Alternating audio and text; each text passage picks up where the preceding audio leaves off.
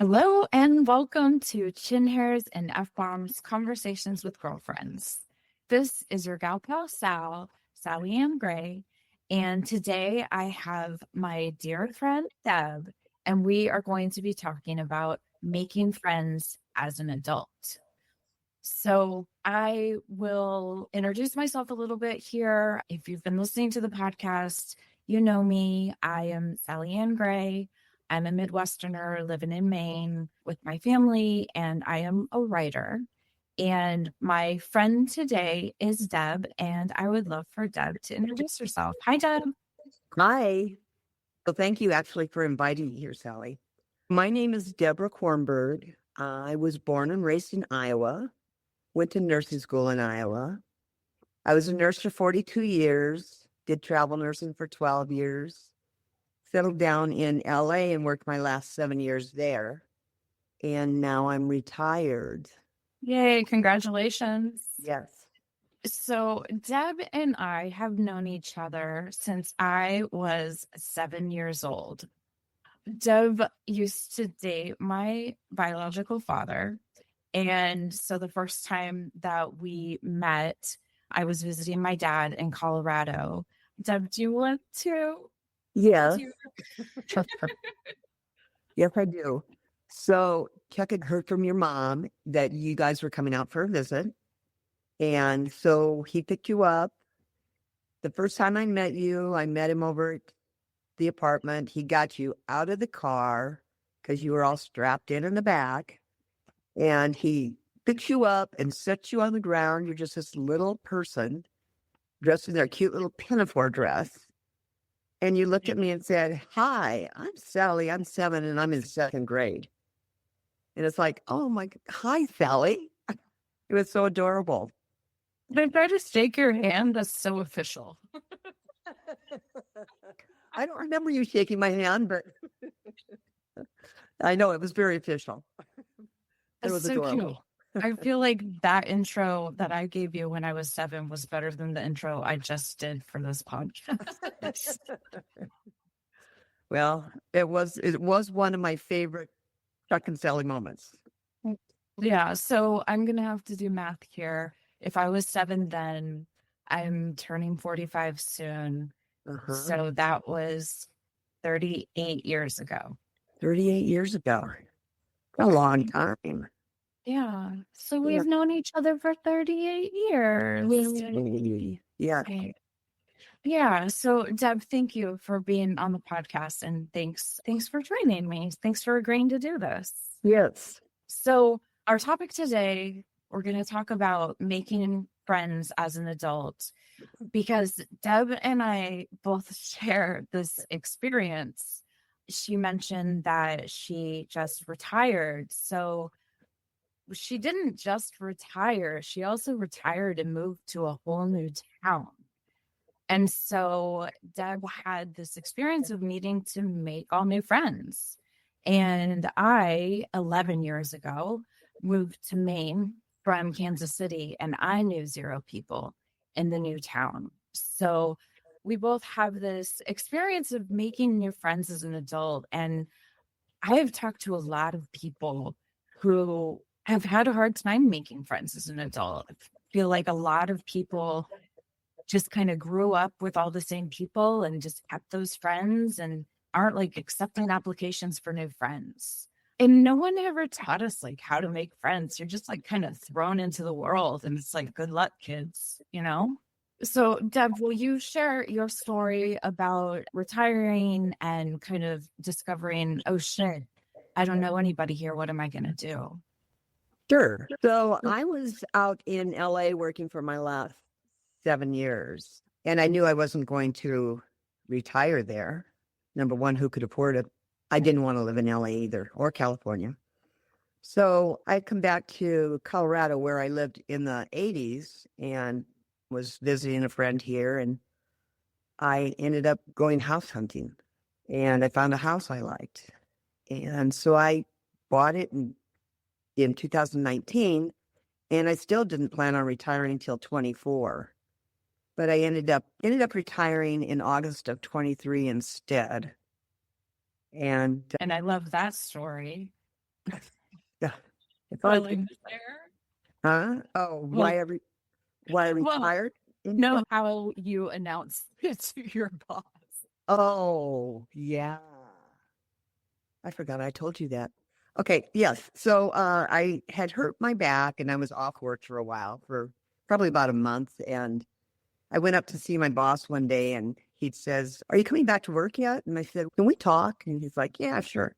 So he went into his office. We sat down. I said, "Do you mind if I swear?" And he said, "No, not at all." And I said, "Yeah, F this shit. I'm done." And he looked at me like, "Okay." So that was kind of the end of that. Yeah. So I ended up moving back to Colorado. And I had one friend here and I knew I needed more friends. So I joined Meetup, a meetup group. Tell me what meetup is. Okay, so Meetup is, well, there's an app on the phone, but Meetup is you go on there and you just find groups of people. Maybe you're a runner, so you're looking up running and finding running groups, or maybe you like dancing. So you go on and find up dance groups. Mine, I saw a group for 60s and singles in Fort Collins, Colorado. And I thought, well, that pretty much describes me. 60 and single, 60 plus and single. So that was the one I joined. I joined a couple others too, and I've been to a few more, but I really liked the group, the initial group, 60 and singles. Well, so Yeah. you tried a couple different groups and you found some people that you liked. Yeah. So this is Yeah. my niche, is this group. We're an older group, and it's just, there's people your own age. Not that it's not fun to go to groups that have a variety of ages, but you just have more in common with them. So I joined in August of 22, and I happened to ask somebody at one of the meetups, "Why don't we have a game night?" And they said, "Why don't you have a game night?" And like thinking, wait, I'm still living in LA and I come back here once a month. It can be hard for me to have a game night. But I created it. I created a game night, and once a month when I would come back from LA to come home, we would have a game night at my house. You were forward thinking. I mean, you weren't even living there yet. And you're like, I'm going to make friends, damn it. I knew I needed friends. Yeah, Yeah. Very important in life. totally. So, and I mean, what a good point, because you did travel nursing for how many years? 12, off and on 12. No way, dude. You did travel nursing for longer than 12 years. No, I thought it was, but it was 12. Chuck and I did it Okay. for 3 years, and then I did it for 10 years. Okay. Well, and so when you were travel nursing, how long would you stay in a place and work? Anywhere from 3 months to a year. Okay. Do you make friends when you were there, or were you just like working the whole time? I've made a few friends, but, you know, like you said earlier, some friends groups have all the friends they want, all the friends they need. So it's Right. Yeah. not always as easy to break in being the newbie. So it was kind of sporadic when I was doing nursing and travel nursing. Yeah. Yeah. It's sometimes it's like their friend group is at max capacity. They're like, not interested." Yeah, max capacity. And then, Um, my last job, I worked so many hours. We were scheduled to work 3/12s a week, but we did a lot of call. And yeah, I mean, they asked you to come in early, they asked you to stay late, they asked you to work extra days. You did extra call, you did a lot of call, and it was like I had nothing left to give by the end of the day. yeah. So Hence the early retirement. yeah, that helps. Well, so my experience was that I had lived in the Midwest my whole life. I had lived in the Midwest for about 30 years or so. And then my husband got this job opportunity and it meant moving to Maine. And I said yes, sight unseen. Like I had never been to Maine, but it sounded cool. And I had this romantic notion of moving away and, fresh start. And, I grew up in a small town. And so when you grow up in a small town, I mean, I think most of us are like, I want to get the fuck out of here. So we moved to Maine and we got here. Like, getting here was a big damn deal just to begin with, because we had to move halfway across the nation. And my kids were so young. I had 2 kids under the age of 2. And we got here and I was working remotely for the same company that I had been working for in Kansas City. So I was in my house all day in front of a computer, and I had no way of making friends. I knew no one in Maine. I didn't have any like coworkers, like built in people that I could meet and meet their friends and stuff like that. I mean, and I was just so isolated.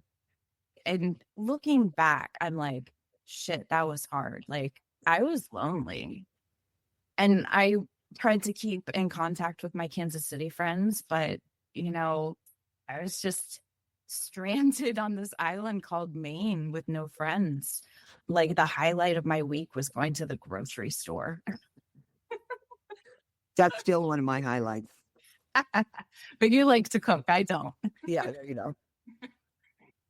It became clear that I needed to make friends, but I also didn't have like an easy way to do it. I didn't have like a workplace in Maine where I could meet people. So I had to really put myself out there. And anytime someone was friendly, another parent was friendly at daycare, I was like, hi, my name is Sally. What's your text number? And I really had to be assertive with making connections. And so I did. Anyone was friendly, I was like, hi, I'm Sally. Let's text. And what ended up being the most helpful thing for me was another mom. I was telling her, I'm not from around here, just moved here trying to meet people. And she said, I'm in a book club. And I was like, oh, yes. And she's like, would you like to come? And I'm like, more than anything. So that was really one of the first ways that I made some connections, was I wormed my way into a book club. And for a long time, that was my social center. And with time, it often was around my kids. So meeting other parents at daycare, once my kids got into elementary school, meeting the other families there. So those were some of the ways that I made friends. But another place that I made really good connections, when I started working for myself, I decided to get out of my home office. And I thought, I really need to make like feet on the ground connections in Portland. Like, as a business owner and trying to get business, I needed to know people. So I joined a co-working space. And the whole reason was for community and connection. And that really worked. And I ended up working at 2 different co-working spaces over the course of a few years. And a few of my really good friends and one of my closest friends, I met at the co-working space. Nice. Yeah. So that was another great like venue, I guess, for making friends. But I really had to put myself out there to do it. Sounds like your time meeting friends was a little more rough than mine. Yeah. I mean, you had really good luck. And I'm so impressed, like, not just at your luck, but like, I was so impressed when you first told me this story, at your ingenuity of being like, okay, well, this looks like a good route. And it wasn't just that you found the meetups, but all of the different activities that you do with these new pals that you have. Like, Yeah. So tell us some of the fun activities that you do, because I love this list. So in the beginning, there were, you go out for different meals and they would come over here for game night, and we'd have game night here, which can get a little rowdy sometimes. And there's dancing things, there's plays, there's Taco Tuesday, and we gamble at Taco Tuesday, and it's legal. So not much, but just a little.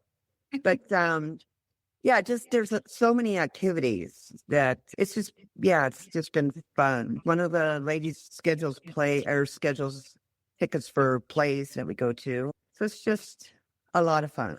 And there's been some offshoots created, like from my game nights, one of the women created this offshoot group of about 6 of us.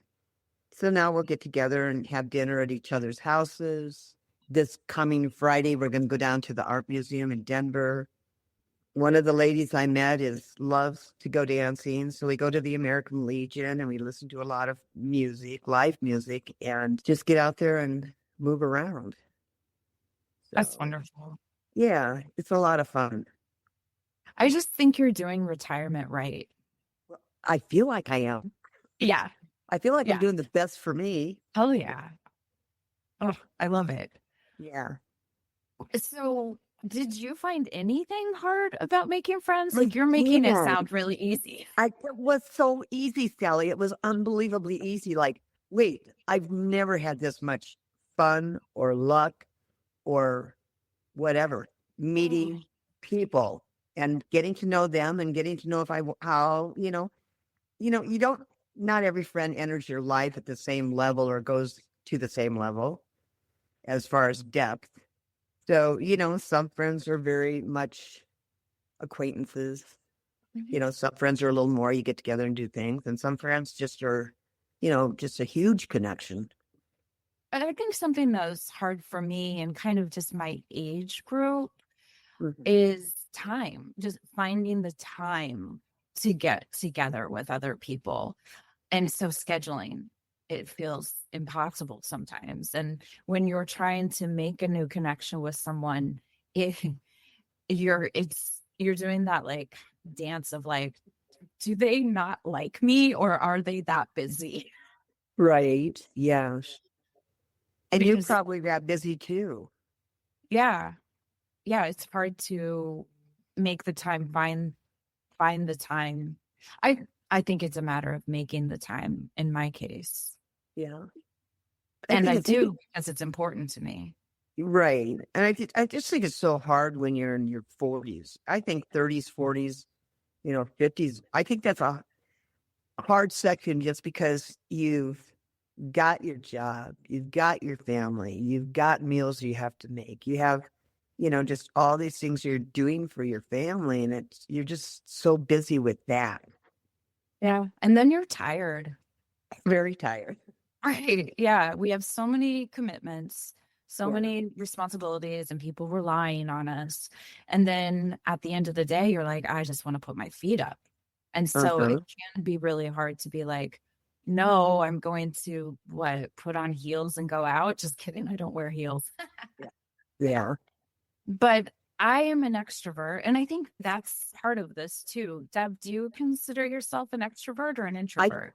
Sally, I think I used to be mostly extroverted, but honestly, I feel like as I get older that I'm kind of 50-50. Oh, interesting. Yeah, I like to go out. I like to have fun. I like to go dancing. I like getting together with people. But when I look at my calendar and there's nothing on it for 3 days in a row, I'm like, I'm staying at home. And it's, why? I don't know why, but I just like my peace and quiet too. Yeah. Well, so I am an extrovert. I get my energy from being with other people, but I'm really good at being alone. And I do like peace and solitude, and more so as I get older too. And I think if someone identifies as an introvert, making friends, I'm sure is even harder in that case. Oh, I'm sure. I have a friend that's an introvert, and she moved here after I did. She was living in California.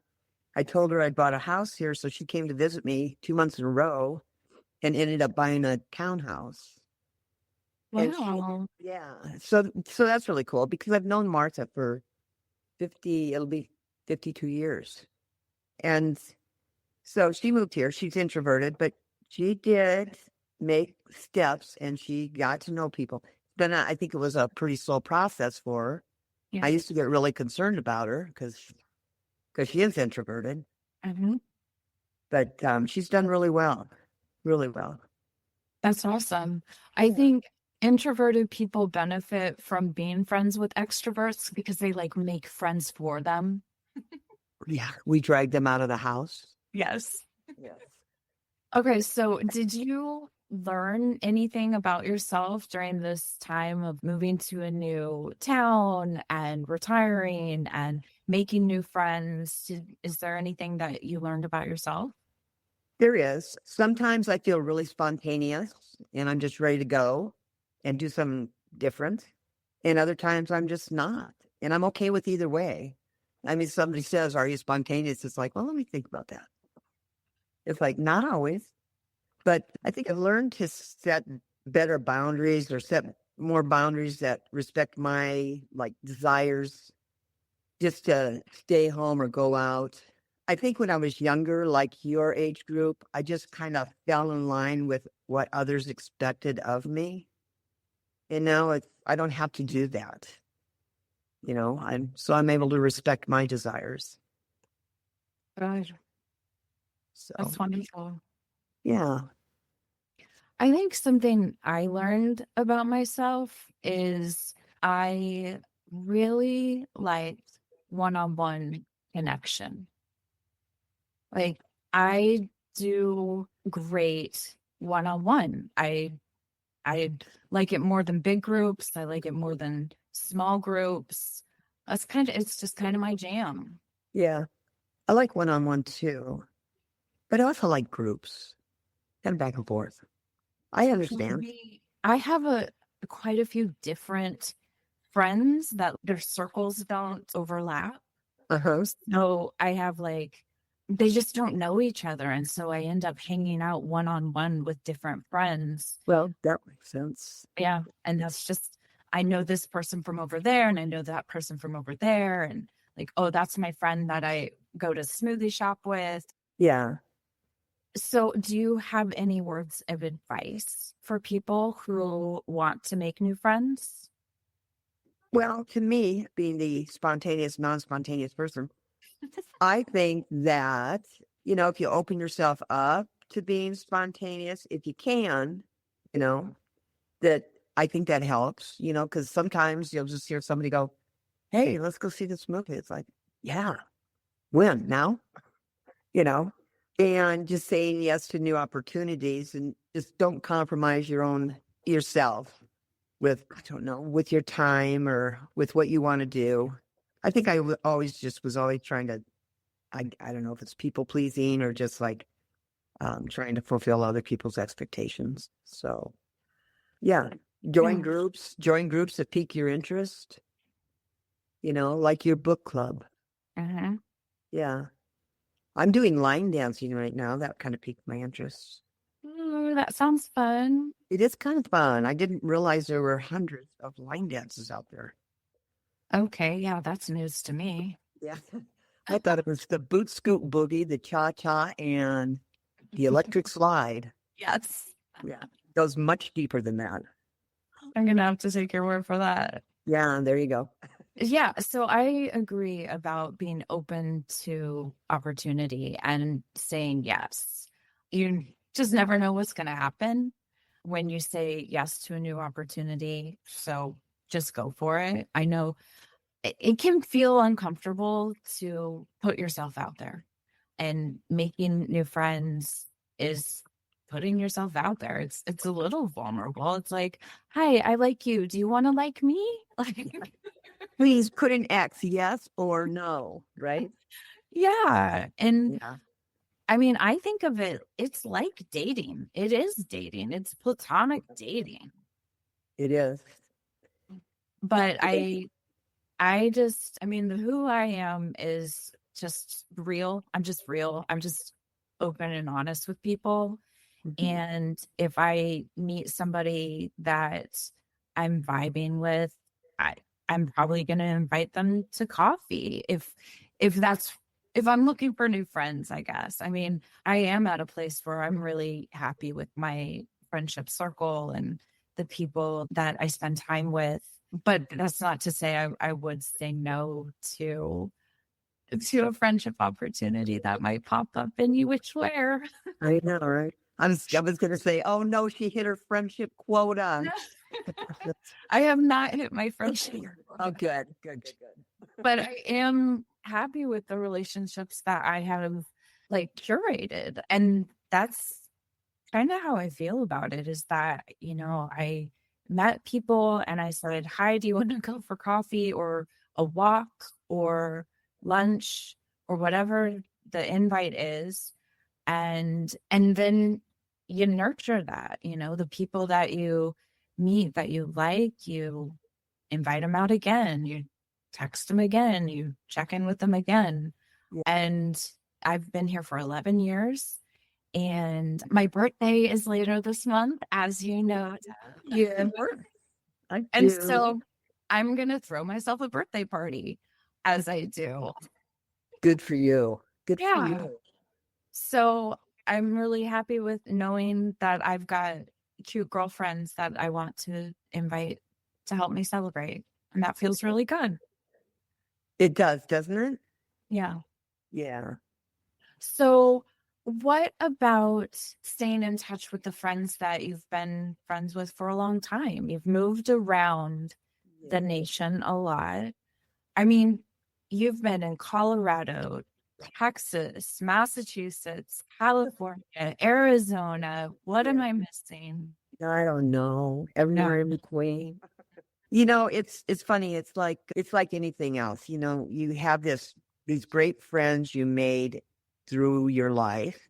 And, some have stayed and some have not. But I have 3 really great friends that, well, Martha lives just a couple miles away, so we're able to get together when we want to. So, but my other friends, it's like, well, text or email or a phone call here and there, and they're not always frequent, but the friends I have now, my older friends, you just, even though you don't talk to them every day, even though you don't speak to them even frequently, when you do, it's like there's no time that has passed between you, between the time you're talking now and the last time you talked.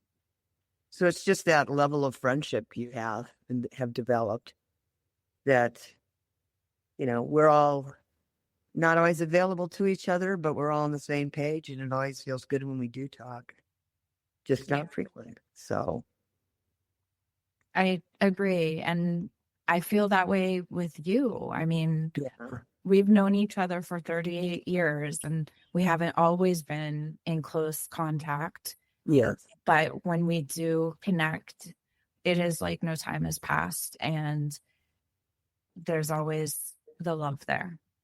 there is absolutely. And those relationships are so special and magical to have those connections that time and space don't touch. Right. They're very important. They're very important in my life. It's important to me to know that Sally's just right over there and I can get a hold of her. Same with Deanna and Dee. It's just nice to know that I can text her, Yeah. Just a phone call away, whether it's something big or small, that these are the people that are in your heart. Yeah. I also, it is important to nurture those friendships too, though, because you do want them to be there for you. Yeah. And you want to be there for them. Right. And so in this time where I've been so far from Kansas City, I have lost touch with some friends and I really had to come to terms with, the concept of seasons and like kind of the lifespan of certain relationships that, not everyone that you meet is going to be a forever friend. And that's okay too, that some are forever and some are for a season.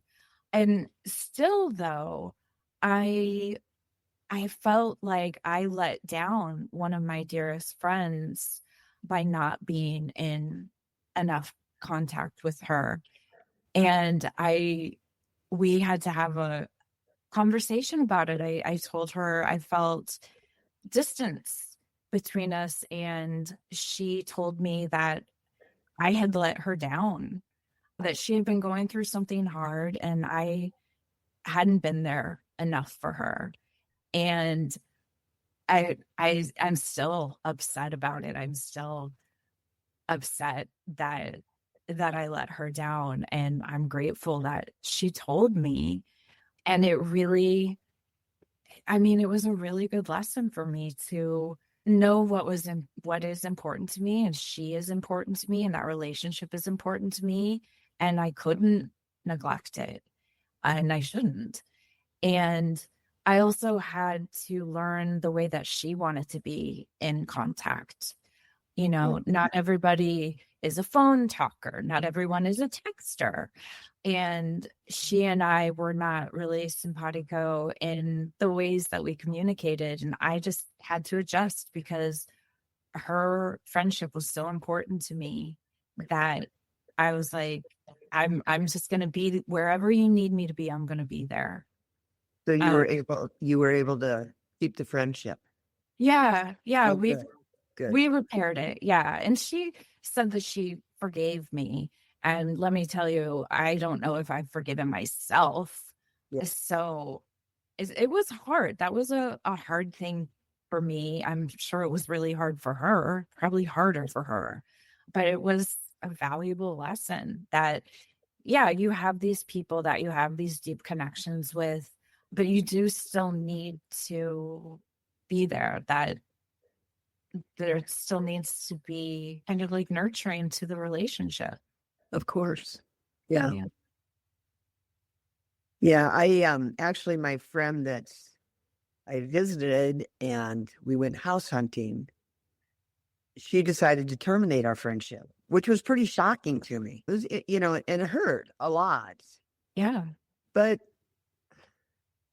if somebody's having issues with something that they don't want to share, or how do I want to say this? It just becomes like a fit that no longer fits. Yeah. And it's like, okay. So we both went on from there. Wow. Yeah. So Not all relationships are meant to be fixed. no, they're not. They're not. Doesn't It's mean they're good when you fixed. can see the difference in what is and what isn't Yeah. fixable. Yeah. Still hurts. It still hurts. Yeah. I think people don't give the weight to platonic friendships that they do to romantic relationships. But I have some platonic friendships that are so deep and so loving. Yes. And I think we need more words for friend, because we can have so many different types of friends. There's one word for it. Or, I mean, okay, friend, pal, what, acquaintance, I don't know. So yeah, I have one friend I like to call my soulmate friend. Oh, Yeah, because they're that person that you don't see for 6 months and you do, and it's like, as I was saying, yeah. so Well, I have a friend and we call each other soul sister. oh, I like that. Yeah. And we share a really deep connection, and we're bonded by something. And yeah, we're soul sisters. Yeah. Yeah.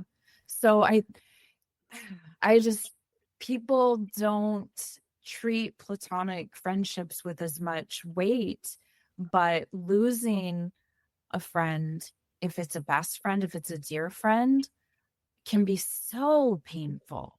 Yes. Devastating. Yes. I personally have been through a devastating friendship breakup, and I spent a lot of time talking about it in therapy, and everyone around me knows what I'm talking about. It was so painful. It was actually one of the worst breakups I've ever had, and that was a friend. Yeah, I get that. Well, do you have any other things that you want to share? I share a little, well, it's a Sally Chuck Deb story. For sure. I'd And love that. yeah, one of my other favorite stories about you and your dad was I knew you hadn't been out for a while to see us. And it's like, I knew he was missing you, even though he didn't say much. So I thought, okay, fine. I'm going to call Sally. So I talked to you and I said, hey, we're going to go to this concert thing in Sedona. And I was thinking if you're available to come out, I'd just fly out and get you a ticket and we go to this concert, all of us. And you're like, yes. So we handled all that, tickets and all that. And then the day I was going to go pick you up at the airport, I asked Chuck, do you want to go with me? And I lied to him, straight up lied to him. I said, my nephew Bobby's flying into town and I need to pick him up at the airport. So do you want to go on? He said, yeah. So we get to the airport. We get down to, this was pre 9/11, so we could go down to the gates. So we got down by the gates and I said, hey, why don't we sit across from it? Because we'll be able to see it easier when he walks out. He's like, okay. So we're sitting over there and waiting for people to get off the plane. And all of a sudden Chuck goes, Deb, look at that girl over there. I said, yeah. Doesn't she look just like Sally? I said, do you think so? No, I don't know. I don't think so, Chuck. And so we're watching, and then you start walking towards us. And Chuck looks at me. When you got over there, he looked at me, he looked at you, and he said, I'll never believe either of you again. And got up and walked off. And you knew he was happier than heck. He wasn't upset. But it was just one of my favorite moments, you know? Yeah. That So, was so wonderful. That was yeah. such a wonderful weekend. I was in college at the time. So you called me up. I'm like, hell yeah, I'll travel to Phoenix and go to a festival with you. Oh my gosh. Yay. Yeah. That That was was, so fun to do that. It was so fun to do that. 2 Chuck and 4 Chuck. yeah. So, yeah. So, Yeah. That was really wonderful. And what a sweet thing you did for him. And I love that story so much. I do too. I do too. Thank you for sharing it. Yeah. And now I have that story forever because it's recorded. It's recorded. Yeah. Yeah. Oh, okay. Well, do you have anything left to share about friendship, about your journey and making new friends? So I'm going to say that this is the best time of my life. I love retirement. I have so much freedom and it's so nice to have a social life. Mm. And it's life on my terms now. And, you know, I'm so lucky to have my family that I'm related to. And I'm also so lucky to have the family I've made along the way. And it's also special to me. That's beautiful. I'm so happy for you. And you have made that, Deb. Like, you're the reason why this is so beautiful. And I'm just really glad for you. Thank you. Thank you very much. And I love your model of retirement. I think you are nailing it. And I was so glad. Yeah. Well, thank you. I'm certainly having fun. So good. That was so good. Yeah. Okay, well, now we are going to do our joy share. So this is one thing that is currently bringing you joy. Do you have something? You know, I think I really like right now, I just like I said, my social life and just spending time with people, going out to the American Legion and dancing, going to line dance lessons and just socializing with all the people I've met. That's good. Yeah. My joy share is the TV show on Apple Plus, Severance. Oh, I watched a few episodes, but I haven't watched it. Oh my gosh. I haven't enjoyed a TV show like this in years, and I am just like all the way in. I'm like spending time on Reddit reading viewer theories. Like I have gone down the rabbit The hole. rabbit hole. But it's fun. I'm liking it. And I don't like have coworkers where I'm like in a break room, like chit chatting about TV. So Reddit is like my coffee talk with other people. It's your water cooler. It's my water cooler. Yeah. And Ben and I are watching Severance together. And so that's fun to share that. But also, we shared it with the kids and they're into it. Oh my God. Yeah. Which is kind of funny because they're children and the Yeah. show is about like a workplace and they've never been in a workplace. But it's just such good TV. Yeah. I'll have to try it again. I just watched a few and never went past a few episodes. It's right up my alley. It's just very like dystopian, creepy, like Black Mirror, who's it, what's it sort of thing. I like that. I like that stuff. Yeah. Well, good. Yeah. So Now that's I have something new to try out. Severance. Well, yeah. I hope you like it. And if you don't, that's fine too. And don't waste your time. There's so many other things out there in the world. Exactly. Right? Yeah. Exactly. Deb, thank you so much for joining me and suffering through technical difficulties. I think I was the technical difficulty. I don't know. Technology is weird. I have had technical difficulties recording the podcast. I've never lost an episode, but I have had some scares. Oh. So, technology, it's weird. Shit happens. But thank you. Thank you for sticking in. I'm so glad we got to talk about this. And I love your retirement story. And I'm really so proud of you for making all these new friends and just going out there and doing the damn thing. Well, I've had a couple people say, I told a couple people I was going to be on your podcast. You're like, I want to hear it when it comes out. Oh, yay. I said, okay. But then I'm hoping she makes me sound good. Yeah, you're going to be famous now. I'll make sure I carry a pen with me at all times for my autographs. Perfect. Well, to my listeners, thank you so much for making it this far. I hope that you enjoyed this episode. And if you're trying to make new friends, I wish you success on your quest. We all need more connection in our lives, and loneliness is actually an epidemic. And any way that we all can feel more seen and less alone, I wish that for all of us. So thank you for listening. This is the part where I'm supposed to ask you to subscribe to my podcast, and please tell your friends about this. Please share this if you enjoyed it, which if you got this far, hopefully you did. You have been listening to Chin Hairs and F-Bombs, Conversations with Girlfriends.